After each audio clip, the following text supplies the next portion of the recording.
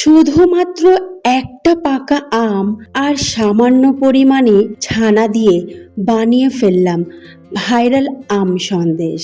আসসালামু আলাইকুম প্রিয় দর্শক, আজ শেয়ার করব খুবই সহজ পদ্ধতিতে আর মজাদার আম সন্দেশ। দোকানের সন্দেশ একেবারেই ভুলে যাবেন। তো এখানে নিয়েছি 200 গ্রাম ছানা আর একটা পাকা আম। এবার আমটাকে গ্রাইন্ডিং জারে দিয়ে দিলাম আর একটা এলাচ দিয়ে এটাকে ভালো করে পিষে নিলাম।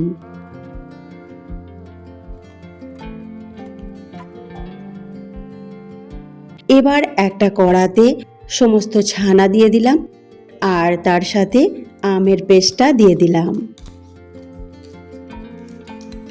এবার দিয়ে দেব স্বাদ মতো চিনি। আমটা যেরকম মিষ্টি হবে সেই অনুযায়ী চিনিটা দেবেন। মিষ্টি বেশি হলে চিনি কম দেবেন, মিষ্টি যদি একটু কম লাগে তো চিনিটা একটু বেশি দেবেন। এখানে আমি 2 চামচ চিনি দিয়েছি আর 1 চামচ ঘি।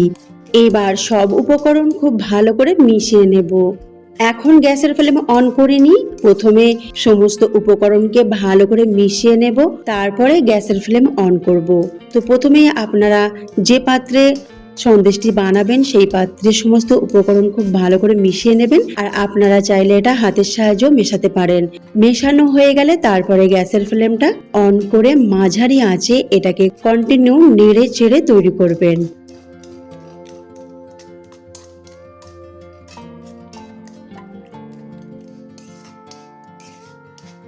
দেখুন আমার খুব ভালো করে মিশে গেছে।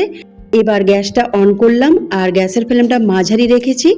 এবার এটাকে নাড়াচাড়া করে খুব ভালো করে তৈরি করে নেব।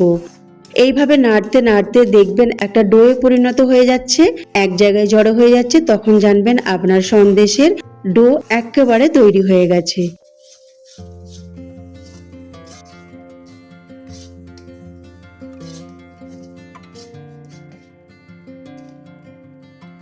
এবার আমি একটা প্লেটে নিয়ে নিলাম। এবার সন্দেশের শেপ দেব। তো হাতের মুঠো করে নিলাম, নিয়ে গোল করে তারপরে মাঝখানে আঙুল দিয়ে একটু হোল করে দিলাম। এইভাবে সবগুলো আমি বানিয়ে নেব। আপনারা আপনাদের পছন্দ মতো শেপটা দিতে পারেন, তবে আমি এরকম শেপ দিয়েছি। এই শেপটা কিন্তু দেখতে খুবই ভালো লাগছে। ওপরে একটু ড্রাই ফ্রুট দিয়ে দিয়েছি।